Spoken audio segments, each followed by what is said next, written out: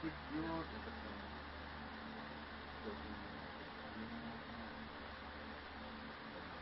Ito, may meron na, kasabi dito eh. Ang kumisan, dito malapit sa babae. Ang tawag nila ngayon dyan, ribbon. Ribbon menu. Lift outline.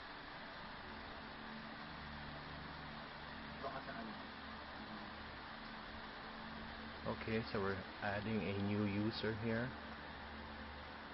So let's say Lester Gomez ka, di ba? Yes.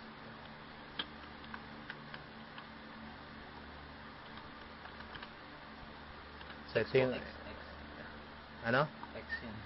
Lexter. Oh. Lexter G. Okay. It's, Ano?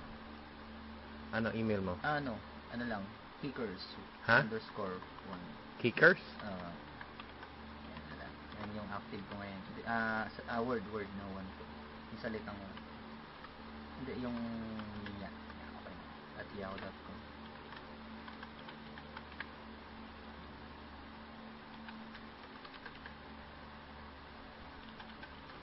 Basta 1, 2, 3, 4, 5, 6 lang ang password. Okay.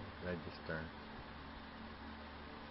So we added one user. Okay. Oh, hindi nag-match. 1, 2, 3, 4, 5, 6. Ano ba, ito, this is server na to, di ba? Yan. Pwede na i-upload niya sa mga web hosting. Of course. Ma-access. Hindi, may clone hosting ka talaga. Upload hosting. Iba rin yun sa mga regular na nag-web host. Okay. So, create kita ng account. So, meron kang Lexter G. Tapos, 1, 2, 3, 4, 5, 6. Ayan. So, kita mo dyan dapat Lexter Gomez yan, no? Maliit lang siya. Bakit wala kang Bakit wala kang halalan?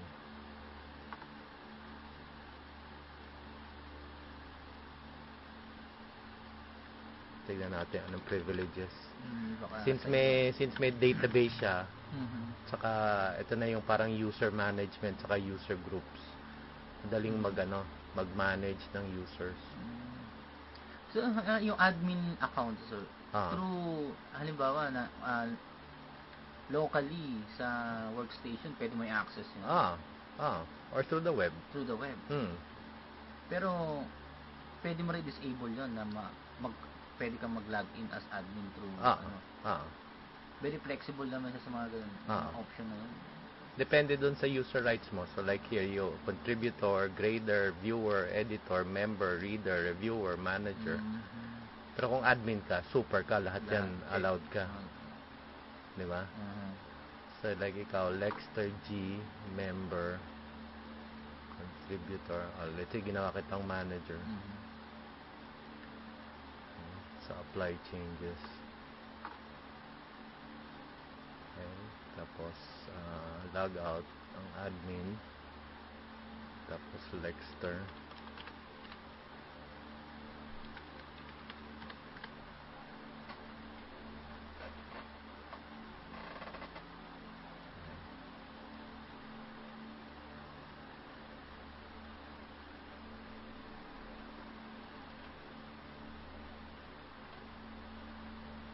Home.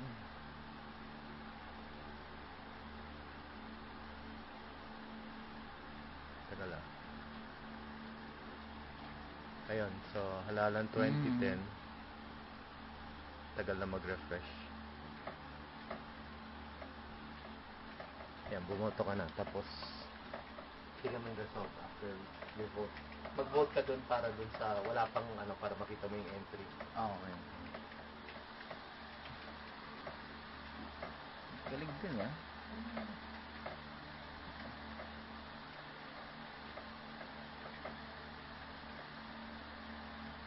Sa school, mga school records, mga gamit ko kung nila, mas madaling maghanap ng student profile.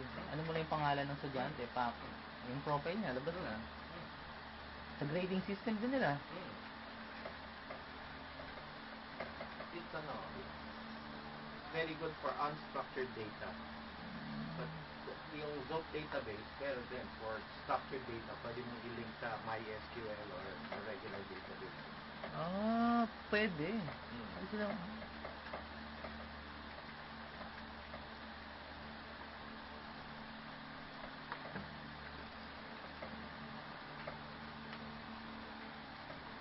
Check. Sino pa ba wala?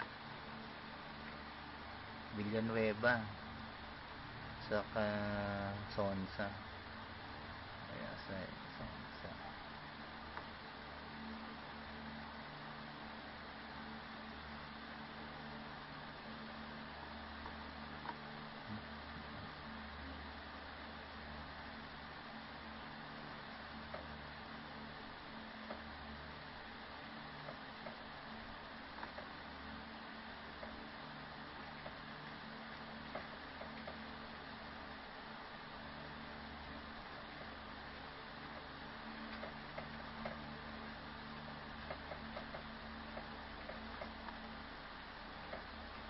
Yun. Thank you for the survey.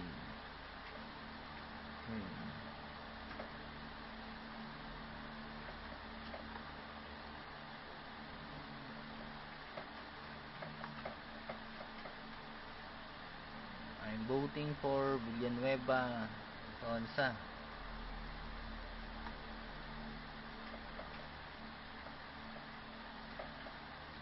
Meron ka agad isa. Labas ka agad. Ganun eh. Diba? Labas, ano ka agad? Updated ka agad yung result niya na Villanueva, meron na isa ka agad. Tumaas na rin ka agad Sonsa. Tapos tingnan mo yung respondents. Go up. So, respondents. Click mo. Ay, hindi. Sorry, balik ka. Back. So, kita mo yung view respondents. Yan na yung mga bumoto so far. So, ikaw bumoto ka na so far. So, if you try to vote again, you'll not be allowed kasi meron ka ng vote na nakaano. Okay. Di ba? So, you can only vote once for that account. Oo. So, ano rin sila. Yung mga candidates ba pwedeng manghingi ng mga parang yung register voter list? Hindi yata. Pwede. I think so. Para halimbawa, kung may check nila kung may kamusta ng pangalan dito sa baka na-invento na. Yes mo na yun.